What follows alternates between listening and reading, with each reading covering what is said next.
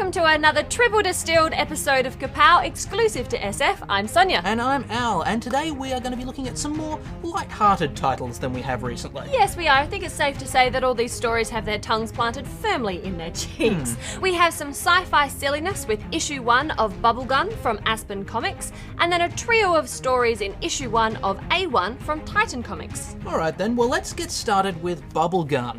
We are thrown headfirst into the middle of a high-tech heist, amidst the surrounds of a futuristic metropolis, as a big guy with a bowler hat and robot arms smashes up some robots on the second page. The art style is pretty bold and frantic from the get-go, which I think you want for a story this unashamedly crazy, but it does become clear very early on that artist Mike Bowden is going for spectacle over sense here. Yeah, there's sometimes a problem with continuity, Yeah. but the pace moves you along so quickly you don't have time to get bothered by it.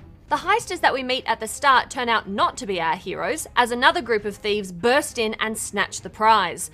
This is when we meet Molly, the lead character and wielder of the eponymous bubble gun, which is, as you may have guessed, a gun that shoots bubbles. And it is more effective than it sounds, It we is. promise. Now, while I can agree that the hectic pace of the heist scene does gloss over issues with cause and effect, once we downshift for a more subdued scene of the team celebrating their success in a club, we have a whole new problem. That of trying to shoehorn as much character exposition as possible into 6 pages. I can't decide whether writer Mark Roslin is trying to do too much, or if he's just failing to do it very well. But in the end, I just found this a bit of a slog to get through, so I'm going to have to give it a berry. Oh, I actually really enjoyed reading this. It is silly, but it was also really entertaining to read. Now that all that character work is out of the way, I do think it's going to develop into quite a fast-paced, fun, light little story. Plus, you can't disagree with the $1 price tag. It's a borrow from me. Okay. Next up, we have A1, which is an anthology of 3 stories. So we will have to get through them very quickly. In order of appearance, we have The Weirding Willows, another entrant into the what if a group of literary characters meet each other genre. Carpe Diem, which introduces us to a group of crazy special agents who are all named after the days of the week. And Odyssey, a story which asks the question, what if the army had turned to the supernatural instead of to science when they made Captain America? Now, the problem we have reviewing this is also the main problem with the comic. It's hard to get through much of a story in 10 pages each. That said, there is still a lot in here that's quite compelling. Yeah. Weirding Willows, written by Dave Elliott with art by Barnaby Bigenda, joins what is becoming a fairly crowded genre, and so far hasn't shown anything particularly groundbreaking, other than a lead character who seems to hate wearing pants. But it looks really good, and it's probably the best paced of the 3 stories. Yeah, I think you might be right there.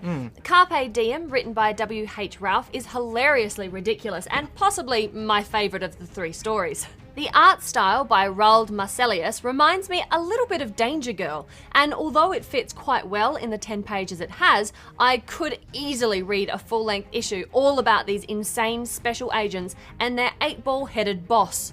The final story, Odyssey, also written by Dave Elliott, is probably the one that feels the most constrained by the format because it does have so much story to tell. But the art by Gary Gastoni is grim and engaging. Also, I think the premise is a winner and finds a new way to ask the question, how far are we willing to go to end a war?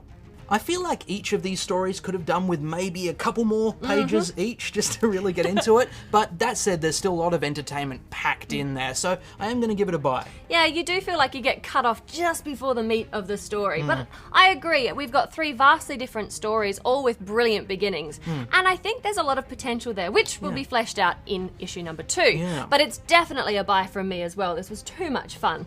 And that is the end of this episode of Kapow, and indeed this season of Mini Kapows. Indeed, but remember you can jump on over to our channel at youtube.com/Kapow Comic Book Show, where this week we are looking at Breath of Bones, Thumbprint, and True Lives of the Fabulous Killjoys. Indeed, do you realise we just reviewed 4 stories in under 5 minutes? I'm exhausted. God, nobody can live at that speed. No, I need tea or something. I need to lie down. Indeed. But until next time, guys. Bye.